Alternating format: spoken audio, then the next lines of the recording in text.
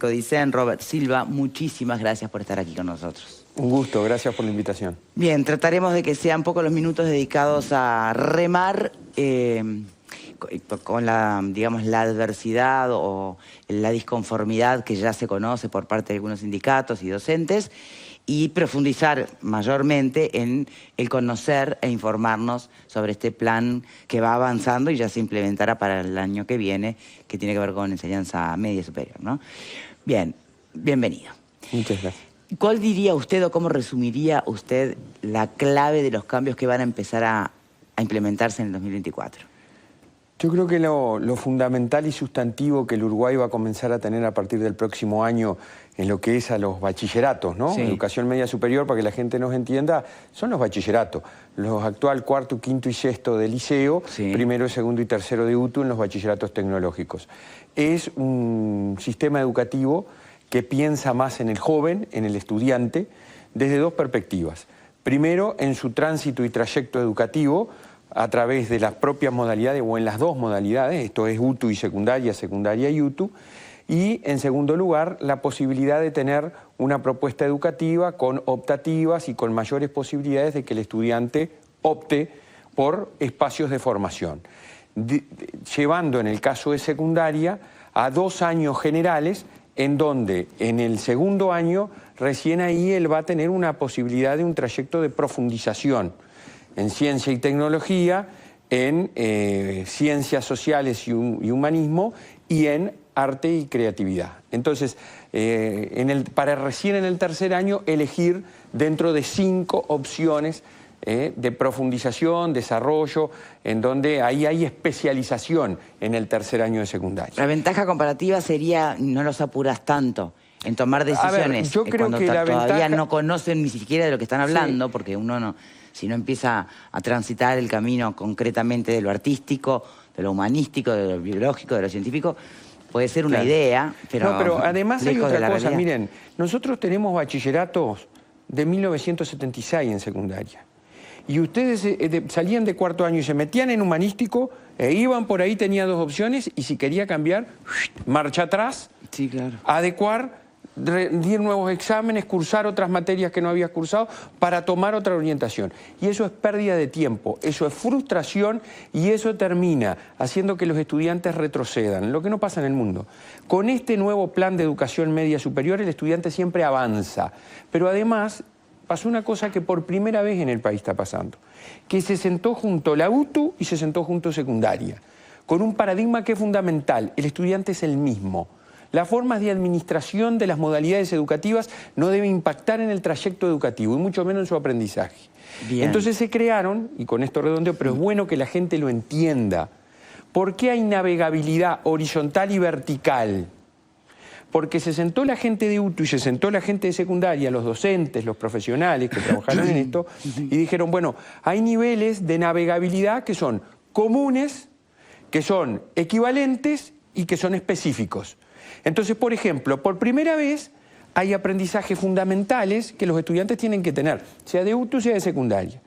Y ahí hay un nivel común. Dice, bueno, mire, lo que pedían los estudiantes es mejorar la comunicación desde todas sus perspectivas, tener más inglés, se aumentó la carga horaria de inglés, y desarrollar el pensamiento lógico y el razonamiento a través de la matemática. Eso es idéntico en secundaria y UTU, en primer año. Y luego tiene algo equivalente en donde si bien las asignaturas pueden ser distintas en secundaria y en UTU, el desarrollo de las competencias son las mismas. Es decir, se desarrollan las mismas competencias en segundo año. Y eso permite, en ese trayecto equivalente, en primer año y en segundo año, eso permite que el estudiante pueda navegar y pueda por primera vez de actual cuarto, futuro primero de educación media superior o de bachillerato de liceo, pasar a un segundo año de la UTU, porque los primeros son navegables. Eso que parece fácil decirlo, es un cambio sustantivo en la educación del Uruguay. Y es muy importante ponerlo en valor, porque significó el trabajo de mucha gente para lograr hacerlo posible y ahora estamos trabajando con los programas, ¿no? Bien. Entre las cosas que más han sonado estos días, pareciera, lejos de tener una abordaje o una perspectiva positiva, y necesaria, por lo que usted cuenta, de esta reforma, hay quienes todavía entienden que es una reforma que atenta contra el propio concepto de educación. Y acá viene el tema de filosofía, que se ha dicho desde que se eliminaba, cosa que no es cierta, pero después uno lee y se saca 1 hora. Sí, sí. Es 1 hora de filosofía. Que no se saca en realidad, ¿no? Si vos te pones a pensar, miren, yo lo que le pido a las familias, le pido a las madres, a los padres, que razonemos un poquito. Miren, nosotros hemos tenido pronósticos catastróficos, anuncios, ¿no? Sí, sí. Desaparece lo que era el Plan Ceibal, desaparecen los liceos nocturnos, no va a haber más a humanidades, desaparece el bachillerato artístico, ¿se acuerdan? Sí. Que hubo hasta manifestaciones de que desaparecía el bachillerato artístico, salgamos a defender las artes. Bueno, y ahora están defendiendo filosofía. Bueno, entonces yo le pregunto a la gente, miren, los mismos que anunciaron catástrofe, que el tiempo demostró que nada de eso se cumplió, ahora siguen anunciando cuestiones como esta. Hubo un documento preliminar que circuló en donde a partir de ahí se divulgó irresponsablemente y comenzaron con esta campaña mediática de que desaparecía filosofía. No desaparece filosofía, pasa a tener 3 horas como en la propuesta preliminar, ¿verdad? Como curricular obligatorio, pero se agrega una opcional, fundamental en los tiempos que corren, argumentación y debate. Y ahí se van a poner 2 horas. O sea que 3 más 2 son 5, y tenía 4. Continúa en segundo en lo que tiene en el actual quinto, y en sexto, futuro tercer año de liceo, en bachillerato, tercero de bachillerato, va a tener las horas que tiene que tener junto con una cosa nueva que se pone, fundamental para el desarrollo de las personas, que es la metodología de la investigación. Es decir, cómo generar conocimiento permanentemente. Esa competencia que nosotros hemos establecido del aprender a aprender, aprender con otros, aprender... Sí. Ahora, ¿eso es optativo? ¿Esto último? No, no, porque mi única duda con las optativas... de los terceros. Mi única Todo duda el que salga del liceo va a saber cómo existen metodologías de la investigación, cómo se genera el conocimiento, de dónde proviene, cómo se hace de distintas estrategias para aprender a aprender, que es lo fundamental en esta vida. Hay que saber... Pero hay que saber que permanentemente hay que estar aprendiendo. Bien. Y para eso hay que formarse. Bien, mi única duda, perdón, con el tema de las optativas, es que vuelve a ponerme en ese lugar de si el alumno no sabe lo que es, ¿con qué criterio va a optar por hacerla o no? ¿Se entiende? Totalmente. Eso parte de un paradigma que el mundo nos ha demostrado, que es que al estudiante se lo considera un ser solamente receptivo, en donde él tiene que recibir lo que yo, adulto, conocedor de la verdad, dispongo que tiene que saber. Y eso el mundo está cambiando, porque nosotros tenemos un grave problema que está estudiado y nosotros lo hemos profundizado esos estudios, en donde los estudiantes no están motivados, no son sujetos activos de su propio aprendizaje, porque tienen cosas impuestas, incluso de planes que tienen varias décadas. Entonces, lo que hay que hacer es, hay que asegurarse que los estudiantes tengan los aprendizajes fundamentales necesarios para el desarrollo de esas competencias que hablamos, pero a la vez dejar espacios que puedan optar para, a partir de esa opción que el propio estudiante hace, desarrolle su formación a través de este ciclo final de la educación obligatoria, donde el estudiante además es más grande, está próximo a la adultez, está ya más o menos pensando en su proyecto de vida. Y con la realidad que pasa, miren, yo recorro los liceos, recorro la UTU.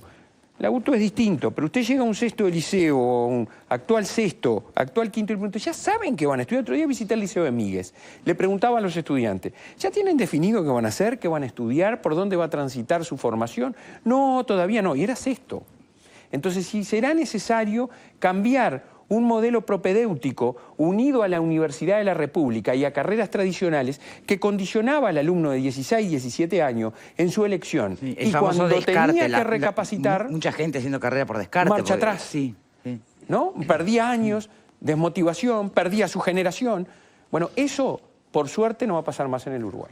Bien, supongo que hay muchas preguntas en la vuelta. Pepe. Sí, Silva, esa navegabilidad que usted plantea entre secundaria y UTU, en lo personal estoy de acuerdo porque creo que evita que el alumno pierda tiempo, retroceda. también muchos se pueden estar preguntando, pero ¿no hace que la UTU pierda la característica que tiene la UTU como justamente Universidad del Trabajo? Eso por un lado. Y la segunda pregunta, si me permite, ¿qué tiempo tienen las ATD para pronunciarse acerca de los últimos cambios? Bueno, la UTU está muy bien que me preguntes. Esto es lo que por primera vez existe, un plan de educación media superior nacional, comprensivo de los dos niveles. La UTU tiene dos cosas que son bien importantes. Tiene bachillerato tecnológico, que están siendo agrupados en 3 grandes áreas: tecnologías y ciencias de la naturaleza y el hábitat, tecnología y ciencias de la salud, arte y área social y artística. Y aquí hay 12 ofertas de bachillerato.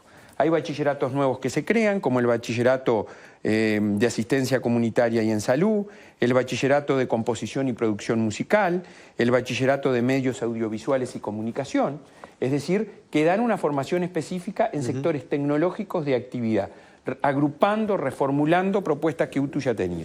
Entonces aquí lo que hay navegabilidad es en el primer año. Luego, cuando el estudiante de un cuarto año actual, futuro primero de secundaria, quiera pasar a un segundo de cualquiera de estas 12 ofertas en UTU, va a tener que desarrollar un curso de nivelación en las áreas tecnológicas que no está, pero en el mismo año que está cursando segundo. ¿Curso de nivelación que lo implementaría quién? ¿Cómo? ¿En qué momento? Van a implementar los propios docentes a partir de estrategias que UTU va a definir para el caso de aquellos estudiantes que lleguen de secundaria o que incluso, lo que hoy no pasa en UTU, quieran pasar, por ejemplo, de tecnología y ciencias de la naturaleza a tecnología y ciencias de la salud. Quieran pasar de acá a acá o viceversa, que hoy en UTU no pasa. Hoy un estudiante elige un primero de un bachillerato tecnológico y si quiere hacer un segundo de otro, tiene que retroceder, dar los exámenes, las asignaturas que correspondan y ir a la otra. Acá hay un cambio fundamental que es difícil de entender, que el país está llevando adelante, que es que estamos trabajando sobre la lógica del desarrollo de competencias. Entonces, las competencias se desarrollan a partir de aprendizajes de distintas unidades curriculares. Y puede ser que un estudiante no tenga exactamente las mismas unidades curriculares, pero sí desarrolla competencias iguales. Entonces, eso permite la navegabilidad. Y lo otro que es bien importante es que esas instancias de nivelación que van a haber en UTU van a permitir que el componente tecnológico, es decir, aquellos aprendizajes propios del área por el cual se opte que el estudiante no tiene, los va a desarrollar conjuntamente con el segundo año que comience a cursar. Luego tú preguntaste el plazo de las ATD. Nosotros tenemos 2 cosas. Una, estamos ya desarrollando los programas, porque hay que empezar a trabajar, a generar el debate, y se han incorporado las asambleas técnico-docentes. Que no volvieron, se habían incorporado, volvieron. Las Ah. invitamos de nuevo, insistimos que era bueno que estuvieran, que las visiones distintas se enriquecen, y volvió secundaria y volvió UTU y están trabajando en los programas. Bien.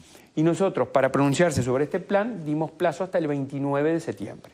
O sea que hay prácticamente 2 meses en donde los colectivos van a poder debatir a nivel de los centros educativos y luego una asamblea nacional que va a elaborar las conclusiones y nos va a remitir. ¿Cómo imagina que va a ser esa devolución? Yo tengo esperanzas que haya aporte más allá que se esté en contra. A ver, yo siempre separo estas cosas y yo se los digo, incluso con estudiantes, con docentes que converso Porque si en el forma... punto de partida es estar en contra del concepto de Sí, enseñar ellos van a para estar las en competencias... ellos están en contra ya de las eso es, competencias, sí. pero tienen que saber que hay programas que tienen contenido para poder desarrollar las competencias. No puede haber desarrollo de pensamiento crítico si yo no aprendo filosofía, no aprendo biología, no aprendo química, no aprendo matemática. Todas las disciplinas, a través de los aprendizajes o a través de los contenidos, contribuyen indefectiblemente al desarrollo de competencias. Si no, no pueden haber. Entonces ellos se han dado en cuenta... Claro, no, pero desde esa lógica, entonces ¿por qué se cambia? Si con contenido ya nos arreglamos. No, pero no es que con contenido nos arreglamos. Los contenidos fragmentados y asignaturistas, cada disciplina o cada asignatura en su mundo, dan lugar a un trabajo cooperativo y colaborativo, en donde yo aprendo la batalla de las piedras, pero desarrollo la competencia en comunicación, desarrollo la competencia en pensamiento crítico, en pensamiento creativo, a partir de lo que el propio docente establezca como hoja de ruta o como planificación de su actividad docente. Entonces, creo que acá hay un cambio de paradigma. Ustedes verán incluso por ahí que hay gente que compara. Entonces, porque a veces, como decimos allá en Tacuarembó, palos porque boga y porque no bogas. Es decir, si sacás asignaturas, te critican. Estás sacando asignaturas. Si dejás las mismas, te critican porque no hay cambio. Entonces hay gente que pone las dos mallas, ¿no? En una comparación lineal y muy, a mi criterio, muy cortoplacista y sin entender de qué se trata el cambio que estamos en la educación. Entonces pone las asignaturas del Plan 2006 de secundaria y las asignaturas del Plan 2028. Y dice, es prácticamente lo mismo, cambiaron algunos nombres. Bueno, eso es no haber leído esto y no darse cuenta que el país ha cambiado su política curricular, que tiene un nuevo marco curricular nacional con el desarrollo de competencias, que tiene progresiones de esas competencias que asisten, acompañan al docente a medida que el estudiante va avanzando desde la educación inicial hasta que egresa, que a su vez tiene un nuevo reglamento de evaluación y pasaje de grado, que tiene nuevas prácticas de enseñanza para impactar en los aprendizajes. Hay un cambio significativo que va mucho más allá de las asignaturas propiamente dichas. Justo el otro día recibíamos aquí en estudios al rector de la UDELAR, Arim, y planteaba la dificultad de siempre, ¿no? De el rezago con que a veces ingresan a la universidad. Lo hemos hablado hoy. Y creo que hizo especial hincapié en pospandemia. Sí, sí. Bueno, está todo... en esa charla que usted dice que lo han hablado, ¿se llega a alguna conclusión? No, nosotros tenemos un excelente vínculo en lo personal, profesional con el rector y entre la ANEP y la UDELAR. Yo siempre cuento, y acá ya lo he dicho, ustedes recordarán cuando fuimos a inscribirnos en alguna facultad que tuvimos que ir al liceo a buscar la fórmula 69, a facultad o a cualquier lado había que ir a buscar la fórmula 69, un papelito que te daban con toda tu historia como estudiante. Un día nos reunimos con el rector y dijimos, pero habiendo tanta tecnología es apretar una tecla y bueno, y eso se logró y lo hicimos. La UDELAR tiene el récord histórico de ingreso por una actuación coordinada con la ANEP, fechas de exámenes coordinadas, de inscripciones coordinadas, cursos de recibimiento de estudiantes y formación previa al ingreso a facultades. Yo le dije que tenemos que avanzar más, y estamos de acuerdo, en aprendizajes fundamentales como la matemática, en algunas facultades específicamente, y otras áreas que él me estuvo diciendo, y estoy de acuerdo en elaborar un plan. De hecho, hoy, y paso el chivo, a las 17 horas presentamos en educación inicial y primaria 3 planes importantes. El plan Asiste, Aprende Más y Avanza. Son 3 acciones focalizadas con inversión de recursos extraordinarios para que los niños vayan a la escuela, que es un problema que tenemos, para que los niños aprendan en la escuela y para que los niños avancen y no haya rezago y repetición, puedan transitar y continuar su formación. Así que es un problema. Vendrían a ser, perdón, planes como que de puesta a punto, de contención, no, son planes de políticas focalizadas. Ahí va. Son planes de acompañamiento, por ejemplo, el de asistencia. Nosotros vamos a trabajar a través de distintas estrategias que Primaria, desde su inspección técnica, ha establecido para todos los actores institucionales, que son varios miles, desde los docentes que tenemos en las aulas hasta los inspectores que tenemos en la supervisando, acompañamiento, diálogo con la familia, focalización de escuelas que tienen los mayores índices de repetición para ir tras esos niños, para que se hable con la familia y para que se les exija la responsabilidad que las familias tienen para que los niños vayan a la escuela. Y luego, mejorar los aprendizajes. Vamos a presentar propuestas nuevas de ampliación del tiempo pedagógico en el entorno de 70 y algo de escuelas nuevas que van a tener tiempo pedagógico ampliado, en las escuelas Aprender de Contexto Vulnerable, a través de docentes que trabajan con distintas estrategias o usando la virtualidad. Y después propuestas nuevas de acompañamiento, 25.000 horas de tutorías adicionales que se van a poner, trayectorias protegidas, proyectos de mejoramiento de aprendizaje, matemática, lengua, habilidades socioemocionales son fundamentales porque además Aristas de INED nos ha demostrado que tenemos problemas, ¿no? Sí, las habilidades blandas, ¿no? Sí, sí, tal cual. Bueno, algunos insisten, ¿no? No quieren filosofía porque no quieren mantener las mentes ignorantes. A ver, bien clarito a todos los que nos están viendo, lo que dice que desaparece la filosofía, que la vamos a sacar, están mintiendo como han mentido tantas veces y como lo hemos dejado en evidencia, porque la transformación educativa, ¿saben qué gran aliado tiene? El tiempo. El tiempo transcurre y va demostrando que los pronósticos catastróficos que algunos se especializan en hacer van cayendo uno a uno. ¿Y en este tiempo ha podido ir demostrando sus virtudes? ¿Cómo? En este tiempo. ¿Las virtudes de la transformación? Bueno, ¿sabe cuál es la mayor virtud que nosotros podemos encontrar cuando recorremos las escuelas, los liceos, las UTU y dialogamos con los docentes y hablamos con ellos y nos cuentan las cosas que están haciendo? Aquí se anunció que este año 2023 la educación no comenzaba y la educación comenzó. Y la transformación educativa se está concretando. Y no se está concretando por Robert Silva o porque yo diga que hay que concretar o el equipo que gobierna la educación. Finalmente son los docentes los que la están concretando, ¿no? Obviamente. Son los que están en las aulas todos los días, Bien. con los cuales dialogo y además lo están haciendo posible. Con dificultades muchísimas, pero siempre con la voluntad de encontrar soluciones porque saben que la transformación educativa tomó muchas cosas que se venían hablando, finalmente las está concretando y se están desarrollando. Pablo. Yo siempre dije que la educación en este país, lamentablemente, era un desastre y tenía que tener un cambio. Los números así lo reflejaban. Esta última propuesta a mí me parece que es bastante... Los números tampoco han variado tanto, ¿no?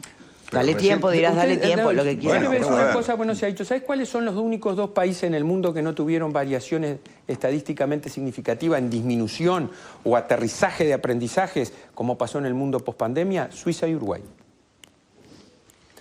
Bajamos un poquito, estadísticamente no es significativo, pero logramos contener el desastre de la pandemia. Estamos muy mal, por ¿Pero supuesto. eso fue la transformación educativa o fue eso fue las habilidades blandas adquiridas en ¿sabes general lo que por fue? el país? por los Fueron el uruguayos? trabajo de la enorme mayoría de los docentes, a pesar de que hubo docentes que decían que ellos tenían contratación presencial y no virtual y dejaron en banda a muchos estudiantes. Pero la enorme mayoría de los docentes trabajó muchísimo en la pandemia, hizo esfuerzos descomunales por mantenerse con sus estudiantes. Eso que dijo al pasar, de docentes que dejaron en banda a estudiantes. Sí, hubo en la pandemia, tuvimos que intervenir, ¿cómo no? Sí, pasó. Hay audios de algunos dirigentes diciendo que no tenían contrato para virtualidad, que el contrato era presencial. Sí, ¿cómo no? Pasó en pandemia. Y entre otras cosas de las que tuvimos que luchar en pandemia, que la historia algún día reconocerá, como nos reconocen a nivel internacional, lo que el Uruguay hizo en pandemia. Pero al primero que hay que ponerle la corona de las cosas que logramos en la pandemia es a los docentes, a las maestras y a los profesores, que en su enorme mayoría hicieron cosas fantásticas.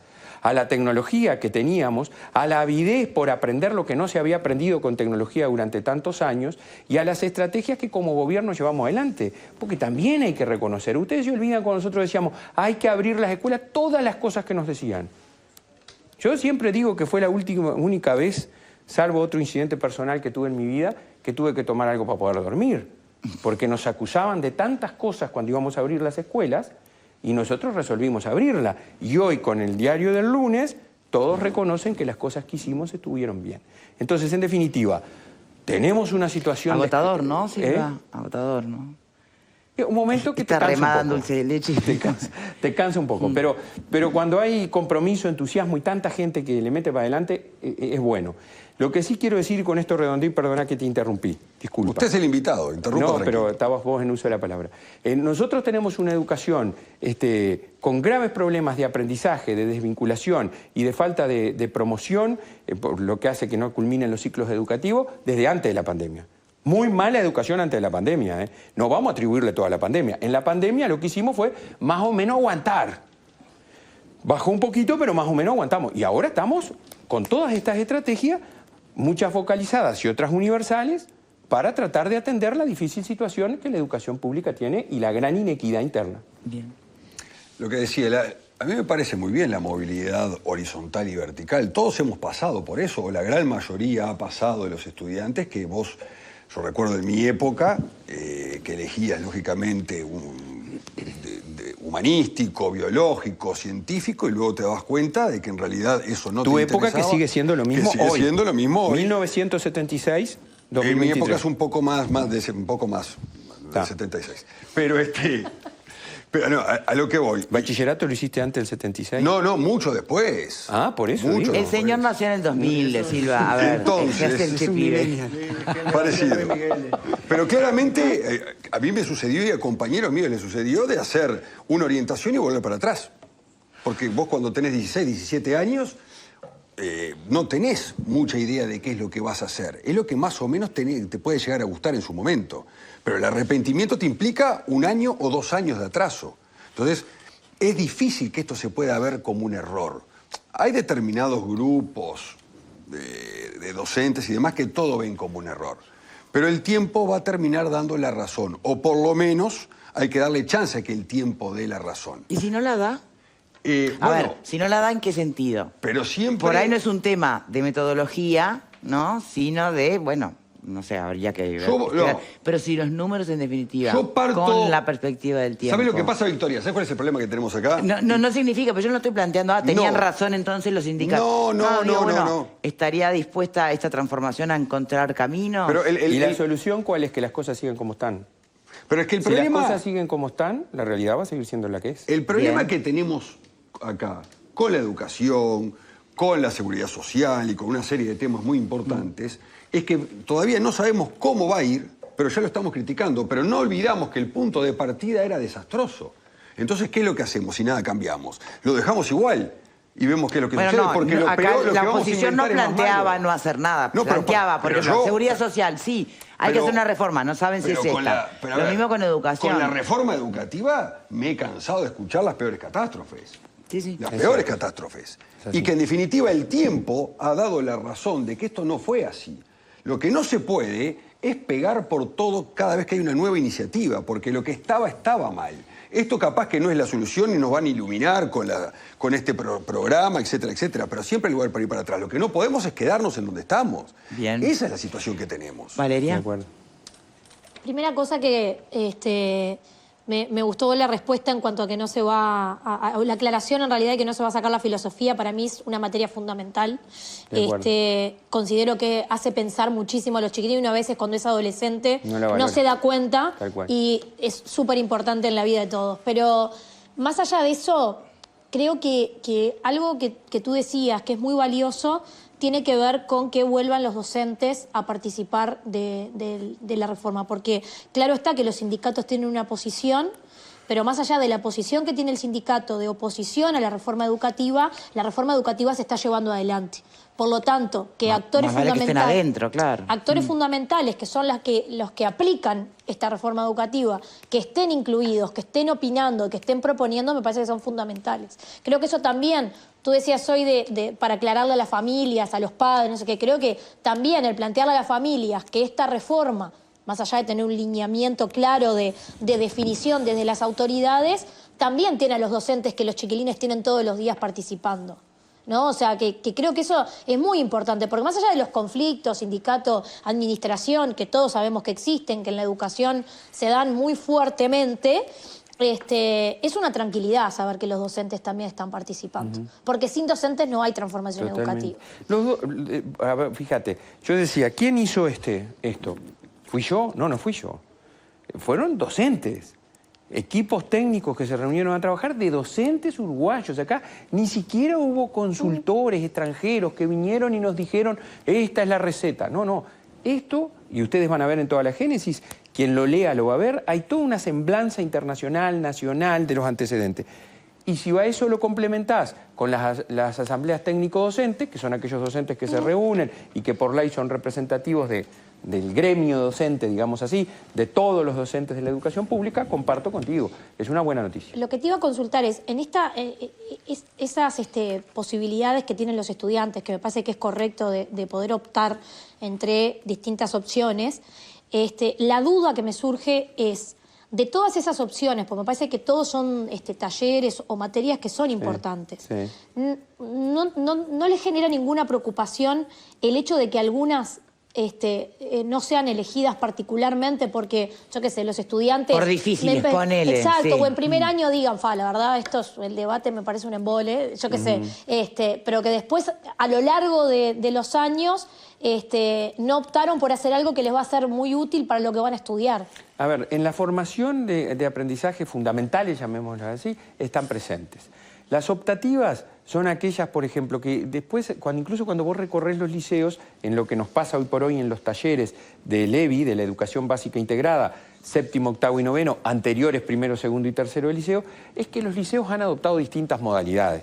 A veces, el otro día estuve en el liceo de Montes, entonces me decía la directora, bueno, acá son pocos estudiantes, entonces hacemos que roten de un taller al otro.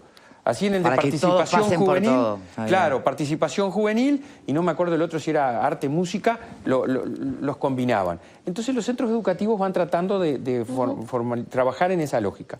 Aquí también hay mucho de emprendedurismo, argumentación y debate, educación financiera,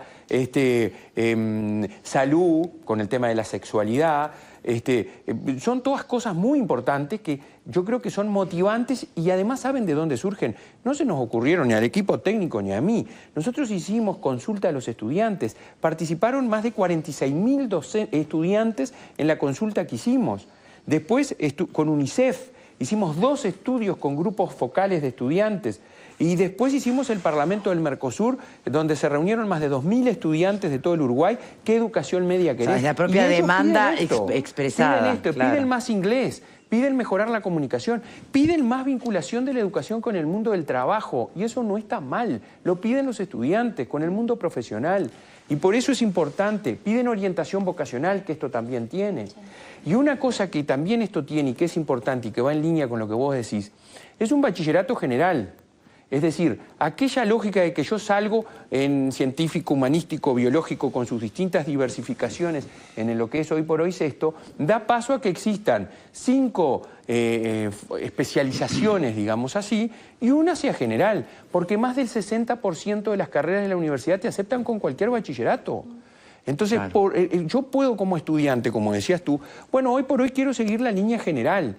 Y tengo un abanico del 60% de la formación superior universitaria o terciaria. Y después veo. Y después veo. Y profundizo porque siempre hay tiempo para ir aprendiendo aquella lógica que ha cambiado. Yo tengo que aprender todito en un mismo momento. No, tengo que aprender, tener aprendizajes fundamentales, desarrollar competencias. Y entre esas competencias, algo que es fundamental en los tiempos que corren, aprender a aprender permanentemente. Bien, ¿y cuándo aprenden los docentes que tienen que dar estas materias que algunas no son nuevas, sino que están como recicladas, sí, sí, pero otras son nuevas? A ver, yo creo que nosotros, por ejemplo, en filosofía que estuvimos hablando, poner una unidad curricular que se está construyendo, ya hay una propuesta preliminar muy buena que se va a seguir construyendo con los docentes, argumentación y debate, sí, es potenciar la filosofía, es parte de la filosofía, no es toda la filosofía. Sí, pero primero tienen que aprenderlo ellos. ¿Cómo? Primero lo tienen que aprender los docentes. Pero yo parto de la base que un profesor de filosofía egresado, como tenemos unos cuantos, todo eso lo maneja y lo maneja muy bien. Tendrá que armar un plan. Contrariamente a lo que se dice, se saca la filosofía, se la estimula. Sí, se pone una unidad curricular con 2 horas para fomentar eso. Y desde una perspectiva interdisciplinar, ¿no? Para el aprendizaje de otras disciplinas, otras áreas. Bien. Entonces, tenemos muchos docentes que están formados y habrá que seguir lo que estamos haciendo. Estamos formando a miles de docentes junto con Ceibal a través de la plataforma EduX, que nos ha permitido que al momento que llevamos adelante una transformación curricular, más de 50.000 docentes se están formando. Bien. ¿Falta Pupo? Bueno, acá hay un cambio de matriz importante. O sea, es un planteo en el cual vamos a formar en competencias. Vamos a formar gente para incorporarla con mejores herramientas al mundo del trabajo. Eso que decía Silva recién de que aprendan a aprender, creo que es un debe. Pero después, en las competencias de relacionamiento y acciones, me parecieron cosas muy interesantes el tema de no solamente enseñarle los derechos que las personas tienen, sino esa persona es un hijo, es un vecino, es un nieto, es un transeúnte, es un conductor de automóviles, es una persona que el día de mañana va a pagar impuestos, es una persona que también tiene algo que parece que no se enseña en el Uruguay, que es a tener obligaciones, a respetar al otro, al que está al costado, Entonces digo, me parece que si nosotros logramos un cambio en el Uruguay, un cambio de esa matriz y enfocando a una educación de calidad, y además potenciando y empoderando al educando, que no le venga todo de arriba, sino que él también pueda irse construyendo su carrera y que eso le permita además a que ante la primera desazón que puede ocurrir a los 13, a los 14 o a los 15 años, porque la persona encontró que iba por acá, pero tal vez no es lo mío esto, quiero ir para acá, que no hacérsela difícil y que ese chiquilín termine fuera del sistema. Me parece que tenemos que tratar de tenerlos adentro del sistema, eso es clave para nosotros. Totalmente. Bueno, entonces digo, a mí todo esto Doctor, me hace acordar mucho ese libro de la década de los 90, ¿Quién se ha robado mi queso? Yo creo que eso es lo que le ha pasado a la comunidad educativa, pero focalizada en el gremio, en los gremios y en la conducción de esos gremios. O sea, hay un enorme susto por la pérdida de poder. ¿Y por qué le están cambiando el queso de lugar y se lo están sacando? Entonces digo, a los que estaban acostumbrados a cogobernar, ahora se dan cuenta de que viene una matriz educativa que está pensada ya no para los docentes y para la agenda sindical del docente, sino para la agenda del educando. Esa es la parte buena que yo le veo a la reforma. El matiz mío, donde le veo problemas, es cómo haces, creo que lo planteó recién Victoria, cómo haces para educar en competencias a alguien que no tiene o que no fue educado en esas competencias. Me parece que ahí es donde está... ¿Cómo haces para que enseñe el que no fue educado? Para que enseñe lo que no fue una persona adulta, enseñe lo que nunca le enseñaron a él. Me parece que ese es el gran desafío que tienen ustedes. En el que estamos, sí, es el gran desafío. Mirá, yo lo he dicho muchas veces y lo hablo con los colegas en los centros educativos, en los encuentros que tenemos. Nosotros ahora estamos desarrollando un encuentro presencial, estamos con mire, el curso de directores más grande de la ANEP, son 2.100 directores de establecimientos educativos capacitándose, formándose, y tenemos cupo para 1.400 más. Los inspectores, 400 formándose, cursos masivos presenciales de directores, de inspectores y también de docentes. Ahora están los mentores reunidos acá en Montevideo. Estamos con mucha instancia porque pusimos los mentores, pusimos los coordinadores, fortalecimos la formación de los inspectores, directores y de los propios docentes. Porque el gran problema es, no basta con tener una política curricular establecida, excelentes documentos, como los que tenemos, curriculares, con estrategias específicas, muy buenas diseñadas, si no se implementa bien, si el proceso de implementación fracasa. Entonces, es el gran desafío en el cual estamos. Estamos al momento que formamos docente, acompañando a nuestras escuelas, a nuestros liceos, a nuestras UTU, para poder, en definitiva, concretar este proceso de transformación que es tan necesario para el país. Muy bien, al presidente del CODICEN. Entonces, Robert Silva, muchísimas gracias por habernos acompañado en el día de hoy. Gracias. Y una muy buena noticia, que con usted no la habíamos conversado, cortita la digo. ¿Cómo no? El convenio que firmamos con la Organización de Bachillerato Internacional, que por primera vez nos permite avanzar para marzo del 2025, que la educación pública brinde oferta de bachillerato internacional que permite que nuestros egresados... No, el bachillerato internacional, además del intercambio, permite que el egresado pueda tener acceso directo a instituciones y universidades en el mundo. Eso hoy por hoy lo tienen solo 16 colegios privados en el Uruguay. Es verdad. Nosotros vamos a comenzar... Pero supone también un examen particular, muy ¿no? exigente. Solo para firmar el convenio tuvimos que cumplir desde Ginebra, donde están ellos, con muchas exigencias. Eso son horas extras. Claro, esto es paulatino, comenzarán algunos centros para marzo del 2025. Buena noticia, pensé que iba a concretar el tema de que algún día fuera candidato del Partido Colorado, pero capaz que no es un tema para hablar ahora. Lo dejamos para otro momento. Robert Silva, muchísimas gracias de verdad por habernos acompañado. Gracias a ustedes, un gusto siempre conversar y poder transmitirle a la gente a través de ustedes. Muchas gracias. Pausa y ya venimos.